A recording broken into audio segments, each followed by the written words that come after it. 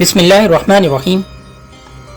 Urdu stories for you میں آج کی سٹوری اور ایک واقعہ جو آپ سن کر آپ کے ایمان کو تقویت ملے گی اور ایمان تازہ ہو جائے گا، اور انسان سوچنے پہ مجبور ہو جاتا ہے کہ اللہ تعالیٰ وحدہ لا شریک ہے، اس کے ساتھ کوئی اور شریک نہیں ہے، وہی اکیلا و یکتا ہے۔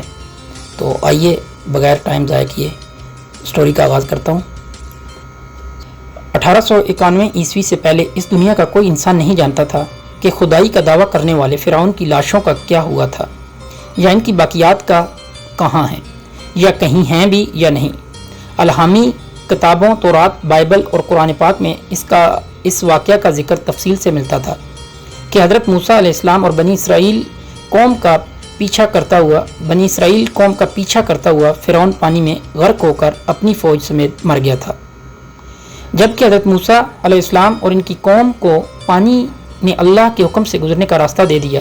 اس کے بعد اس کا کیا ہوا تھا اس بارے میں بائبل اور تورات خاموش ہیں، لیکن قرآن پاک میں اس کے انجام کے بارے میں ایک بہت ہی عجیب بات کہی گئی تھی جس کی کسی کو سمجھ نہیں تھی کہ اس کا مطلب کیا ہے۔ خود مسلمان بھی اس بات کو پڑھ کر آگے گزر جایا کرتے، یہ سمجھے بغیر کہ اس بات کا اشارہ کس جانب ہے۔ سورۃ یونس میں فرعون کے مرنے کے بعد اس کا انجام کچھ اس طرح فرمایا گیا تھا: پس ہم تیرے بدن کو سمندر سے نکال کر محفوظ کر لیں گے تاکہ تو بعد میں آنے والوں کے لیے عبرت بن جائے۔ یہ واقعہ آج سے 3500 سال پہلے پیش آیا تھا۔ فرعون کے ڈوب کر مرنے کے بعد سمندر نے اس کی لاش کو اللہ کے حکم سے باہر پھینک دیا، جبکہ باقی لشکر کا کوئی نام و نشان نہ ملا۔ مصریوں میں سے کسی شخص نے ساحل پر پڑی اس کی لاش پہچان کر اہل دربار کو بتایا۔ فرعون کی لاش کو محل پہنچایا گیا۔ درباریوں نے مسالے لگا کر اسے پوری شان اور احترام سے تابوت میں رکھ کر محفوظ کر دیا۔ حنوط کرنے کے عمل کے دوران ان سے ایک غلطی ہو گئی تھی کہ فرعون کیونکہ سمندر میں ڈوب کر مرا تھا اور مرنے کے بعد کچھ عرصے تک پانی میں رہنے کی وجہ سے اس کے جسم پر سمندری نمکیات کی ایک تہ جمی رہ گئی تھی۔ مصریوں نے اس کی لاش پر نمکیات کی وہ تہ اس طرح رہنے دی اور اسی طرح حنوط کر دیا۔ وقت گزرتا رہا، زمین آسمان نے بہت سے انقلاب دیکھے جن کی گرد کے نیچے سب کچھ چھپ گیا، حتیٰ کہ فرعون کی حنوط شدہ لاشیں بھی زمین کی تہوں میں چھپ گئیں۔ ان کے نام صرف کتابوں، ان کی تعمیرات اور لوگوں کے ذہنوں میں رہ گئی۔ اس واقعہ کے 2000 سال بعد اس دنیا میں اللہ کے آخری نبی حضرت محمد صلی اللہ علیہ وآلہ وسلم تشریف لائے۔ ان پر نازل ہونے والی کتاب میں فرعون کے قصے بڑی تفصیل کے ساتھ بیان کیے گئے تھے۔ اس سلسلے میں اس فرعون کا جسم محفوظ کرنے کی بابت آیات بھی نازل ہوئی تھی، جس کی سچائی پر سب اہل ایمان کا پختہ یقین تو تھا، لیکن وہ سمجھنے سے قاصر تھے کہ اس خدائی کا دعویٰ کرنے والے کی لاش کہاں محفوظ کی گئی اور کیسے اسے عبرت کا نشانہ بنایا جائے گا۔ 1871 عیسوی میں مصر کے ایک شہر الغوزنیہ سے تعلق رکھنے والے غریب اور معمولی چور احمد عبد الرسول کو فرعونوں کی حنوط شدہ لاشوں کی طرف جانے والے خفیہ راستے تک رسائی مل گئی۔ احمد عبد الرسول نوادرات چوری کر کے بیچا کرتا تھا۔ ایک دن وہ دریائے نیل کے کنارے کے قریب تبیسہ کے مقام پر اسی سلسلے میں پھر رہا تھا جب اسے ایک خفیہ راستے کا پتہ چلا۔ وہاں وہ نوادرات کی چوری کے لیے جگہ کھود رہا تھا کہ اسی دوران اسے کچھ لوگوں نے پکڑ لیا اور پولیس کے حوالے کر دیا۔ وہ جس جگہ کو کھود رہا تھا وہاں سے ملنے والے راستے کی جب مسلسل کھدائی کی گئی، 1891 عیسوی کو دوسری ممیوں کے ساتھ اسی غرق ہونے والے فرعون کی لاش بھی مل گئی۔ اس کے کفن پر سینے کے مقام پر اس کا نام لکھا ہوا تھا۔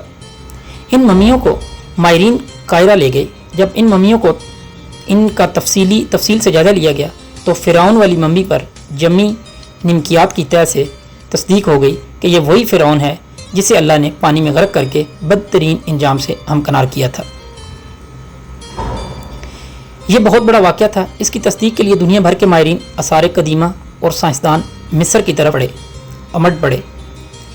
مختلف سائنسی ٹیسٹ کرنے کے بعد دنیا بھر کے سائنسدانوں نے تصدیق کر دی کہ دوسری سب لاشوں کی نسبت صرف فرعون کی لاش پر ہی سمندری نمکیات کی تہ جمی ہوئی تھی۔ اس تصدیق کے بعد اسے فرعون کی لاش قرار دے کر عجائب گھر میں محفوظ کر دیا گیا۔ 1982 میں فرعون کی ممی خراب ہونے لگی تو اس وقت کی مصری حکومت نے فرانس کی حکومت کو درخواست کی کہ فرعون کی ممی کو خراب ہونے سے بچایا جائے، نیز جدید سائنسی ذرائع سے اس کی موت کی وجہ بھی معلوم کی جائے۔ چنانچہ مصری اور فرانسیسی حکومت نے مل کر ممی کو فرانس لے جانے کا انتظام کیا۔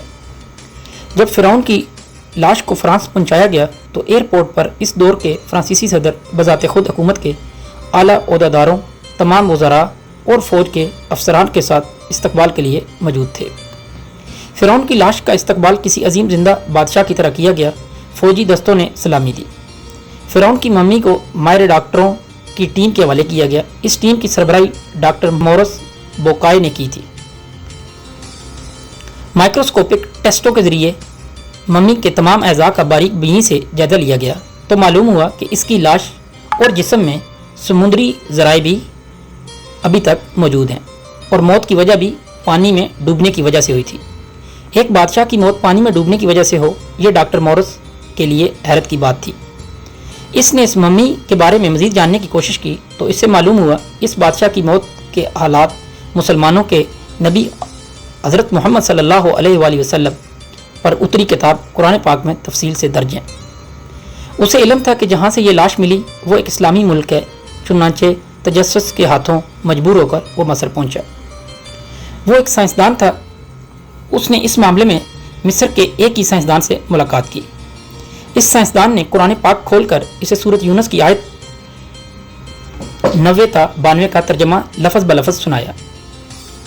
فرعون کا خدائی دعویٰ، اس کا پانی میں ڈوب کر مرنا اور پھر پانی سے نکال کر اس کی لاش کا حنوط ہو جانا اور پھر دوبارہ لاش کا ملنا اور پھر اس کی لاش کو جدید سائنسی دور میں دوبارہ محفوظ کیا جانا، سب کا اشارہ ایک جانب تھا اور بہت واضح تھا۔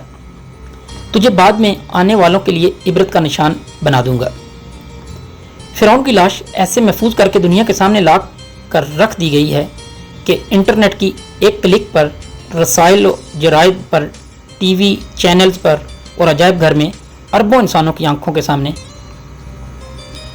کریہ اور پچ کی قابل ترس حالت میں موجود ہے۔ عبرت کے لیے، سوچنے کے لیے کہ عبادت کے لائق اور ہمیشہ رہنے والا وہی ہے جو سب کا خالق اور رازق ہے۔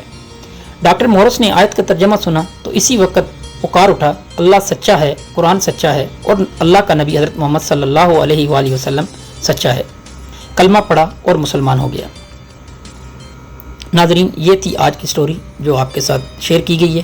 اگر یہ سٹوری آپ کو اچھی لگی ہے تو کائنڈلی اس کو آگے دوستوں تک شیئر کریں، اور اگر ہمارے چینل کو ابھی تک سبسکرائب نہیں کیا تو اس کو سبسکرائب کریں تاکہ ہماری آنے والی ہر video Urdu stories for you پہ آپ کو بر وقت مل سکے۔